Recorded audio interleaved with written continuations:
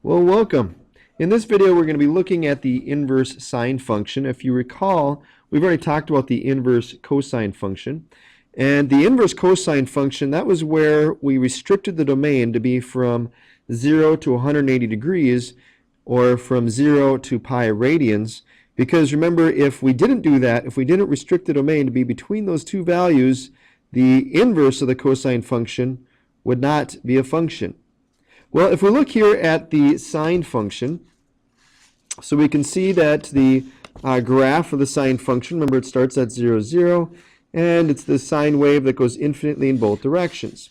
Well, the problem is, even though this function here for the sine wave is a function, its inverse is not, because it fails the horizontal line test. So if I draw a horizontal line here, it's going to pass through a bunch of points. So it fails the horizontal line test. But if I were to restrict the domain, we could try to do that in such a way where it would pass the horizontal line test. Now remember that for the cosine function, we restricted the domain from 0 to pi. Well, that doesn't work here because it still fails the horizontal line test if we restrict it between those two values. So we have to find a pair of values where we can restrict the domain so it passes the horizontal line test. Well, you can see if we restrict the domain to go from negative pi to pi, it passes the horizontal line test, so its inverse would be a function. So that's what we're doing here with the sine function. That's what this box is telling us, is that we're restricting the domain from negative pi over 2, or negative 90 degrees, to pi over 2, or a positive 90 degrees. Now we read the inverse sine function as the number whose sine is x, just like the inverse cosine function was very similar to that. And we also have another way we could write the inverse sine function as the arc sine. Now recall that some information about inverses from chapter 3, that all inverses are reflected over this line y equals x. And you can see that they've reflected the cosine function again for us. So we can see that reflecting the sine function over the line y equals x, so I have the inverse sine function here, again that's red, that fails the vertical line test, so it's not a function. However, if we restrict the domain for the sine function, so the inverse sine would just be this section, that passes the vertical line test, so it is a function. And so recall some other properties about inverses, is that the inverse switches the domain and range.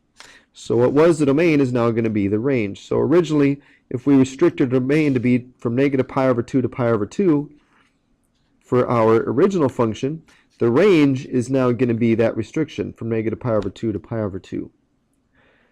Originally, our sine wave goes from negative 1 to positive 1.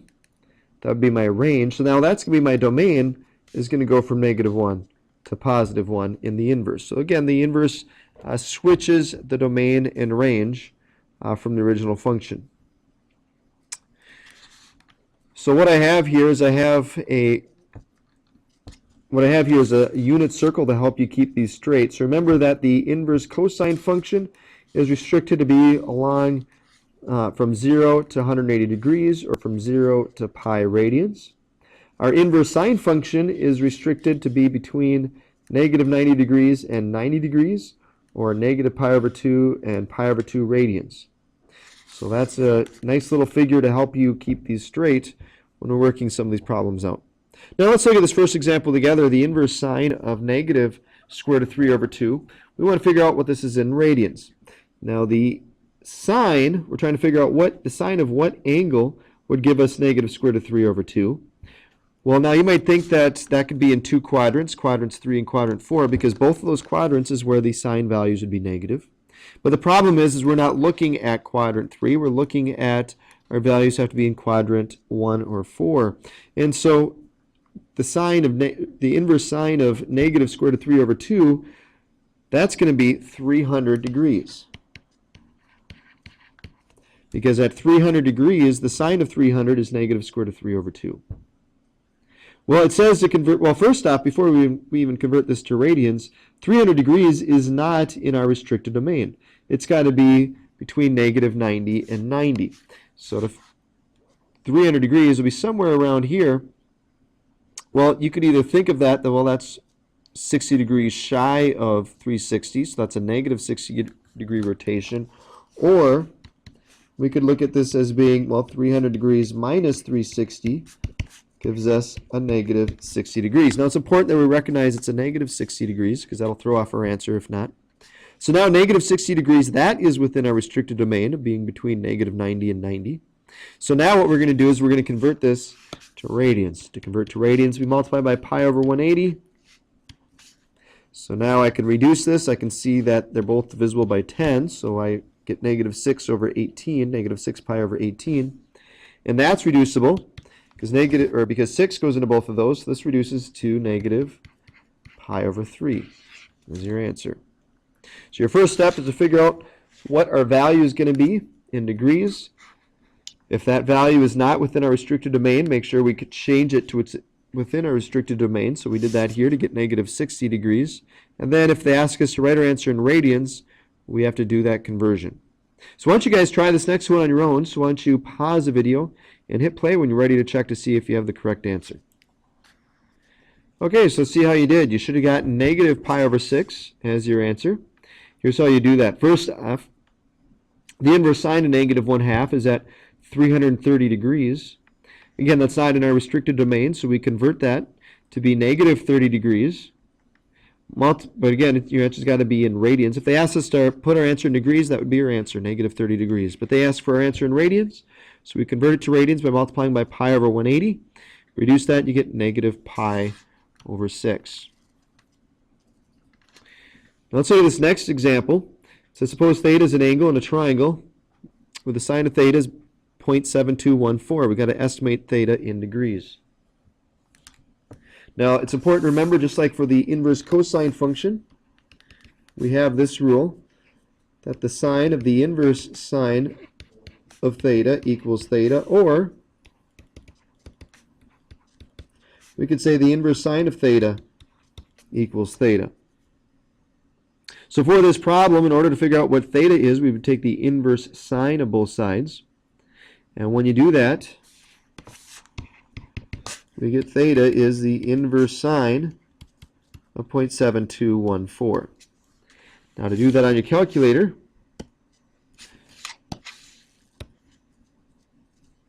we're going to go to our trig box, which is next to the 7.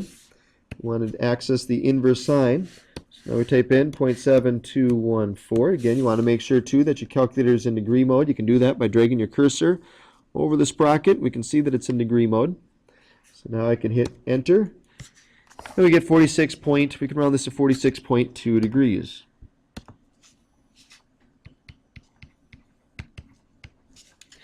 Now sometimes in your homework problems, your homework assignments, they'll say to estimate theta between 0 and 180 degrees.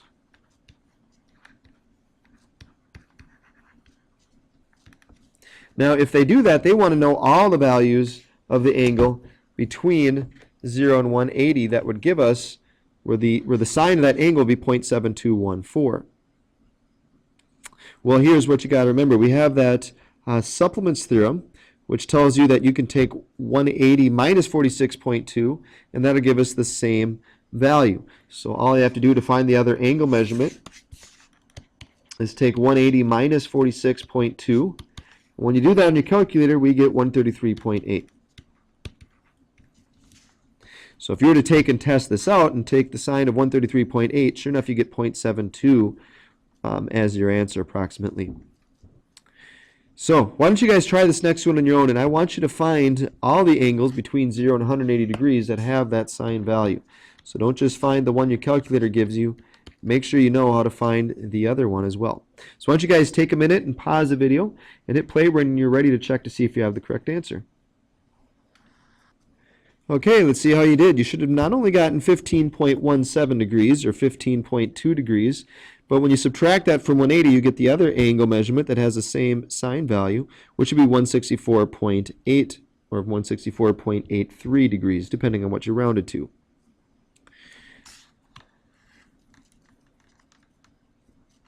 I wouldn't bother writing down what's, if you don't have my notes, I wouldn't bother writing down everything that's in that first paragraph because the way the book describes it, it's kind of confusing. Basically, what they're describing here is this, is that when we go to simplify these situations, the sine of the inverse sine of x and getting x as our answer, or the inverse sine of the sine of x and getting x as our answer, those rules only apply if and only if our values for x are between negative pi over 2 and pi over 2, or negative 90 degrees and 90 degrees.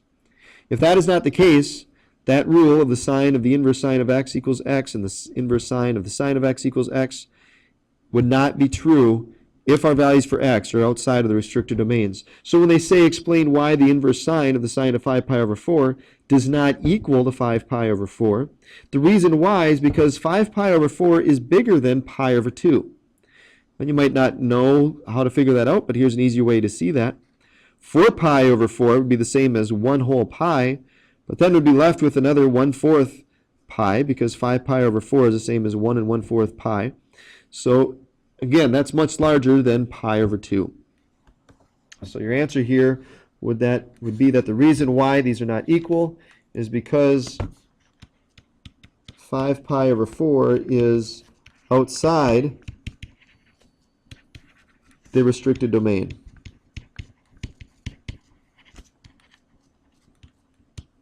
That's how you could explain that reasoning there. So when it says for what values of theta between 0 and 180 degrees, is it the case that the inverse sine of the sine of theta does not equal theta? So this is a different twist on the previous example. Well, remember, if I draw, that's a poor unit circle. If I draw out a unit circle here, remember our values for the inverse sine, the restricted domain, is on this part of our unit circle. Well, it's saying for what values between 0 and 180 degrees is this not going to work. So between 0 and 180 degrees, this is the section that is not within that original restricted domain. So your answer for this would be that between 90 degrees and 180 degrees, that statement where the inverse sine of the sine of theta would not equal theta, that statement would not be true. Or you could write it out in words and just say that from 90 degrees to 180 degrees.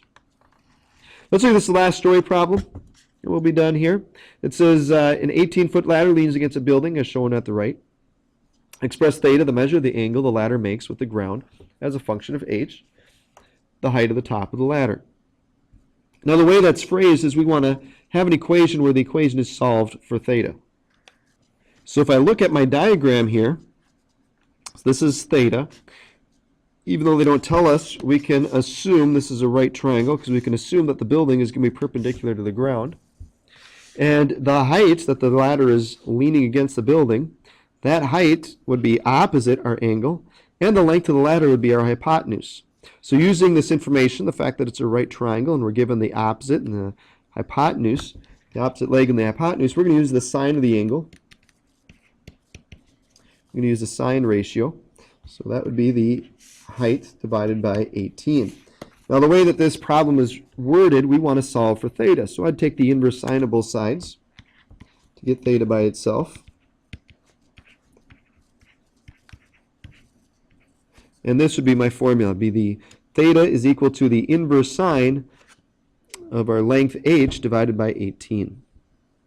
Now I'm going to skip b, because basically all you're going to do there is plug some numbers in your calculator and get a variety of different answers to figure out what angle measurement that would be our value for theta, depending on different values for our height. But I want to focus on part C. It says describe the set of all possible values of h and theta. So if I put this in set builder notation, this is one way we can write it. Where your values for h, now if you think about it, now even though some of these numbers may not make sense, the lowest height that the ladder could be is at 0. Technically, you could lay that ladder on the ground, and in which case it would be at a height of 0 on the building. And the highest point that the ladder could reach is you could take that same ladder and you could lean it up against the building Obviously, we not try to climb up the ladder, but it could be leaned completely up, so it's butted up against the side of the building, in which case it would reach a height of 18 feet. So the value for h would go from 0 to 18. Now, if that's the case, our values for theta, if the ladder was laying against the ground, our value for theta would be 0 degrees. And if our ladder was leaning up against the side of the building, then it's going to be perpendicular to the ground, which would be a 90-degree angle. So our values for theta would be from 0 to 90 degrees if we put a number in for our height between 0 and 18. So that's it. That is your notes for this lesson. So a pretty easy lesson, especially considering we're already familiar with the inverse cosine function. The only thing that you want to keep straight, or you want to make sure that you keep straight between these two, is the fact that the inverse cosine function, we're working with a restricted domain going from 0 to 180 degrees, or from 0 to pi radians. And for our sine function, our inverse sine function, we're working with a restricted domain of negative 90 degrees to 90 degrees, or negative pi over 2 to pi over 2. So hopefully you have a better understanding now of how to work with the inverse sine function, and good luck now as you start your assignment.